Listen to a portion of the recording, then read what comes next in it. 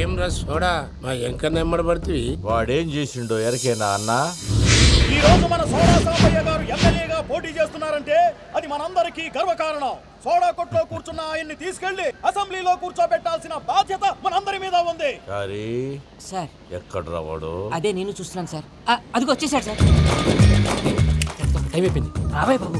ఏం భయ అంత లేట్ చేసినావు? మోపే ట్రబుల్ ఇచ్చింది, అందుకే లేట్ అయింది. ఇగో చూడు, ఊకి అపోజిషన్ తిట్టుడే కాదు, నన్ను కూడా ఎలివేట్ చేయాలి అంటే పొగడాలి. మా పనే అది. కాకపోతే నాకు రాజకీయాలు తెలియవు. అవును సార్, అందుకే మీరు పాయింట్లన్నీ పేపర్ మీద పెట్టించారు అనుకో అన్న షూర్ అయిపోతాడు. ఆల్రెడీ మీ అపోజిషన్ లిస్ట్ కూడా మాకు వచ్చింది. అట్టనా? అరే ఇచ్చేయి, మన ఫైల్ కూడా ఇచ్చేయి. చల్ షురూ కర్.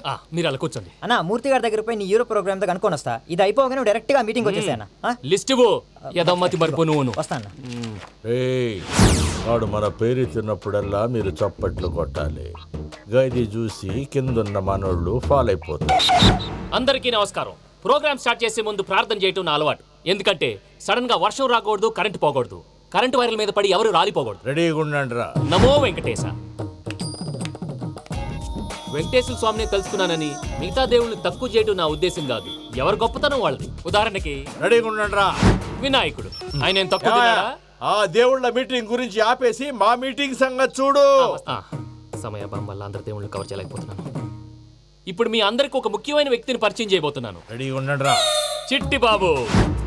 చూడటానికి పొట్టిగా ఉన్న చాలా గట్టివాడు. వీడు ఇప్పుడు ఒక వ్యక్తి గురించి కొన్ని నిజాలు చెప్పబోతున్నాడు. ఆ వ్యక్తి ఎవరో కాదు. రెడీగా ఉండండి రా. Is none other than soda Sambaiah. 5వ తారీఖు అంటే అది.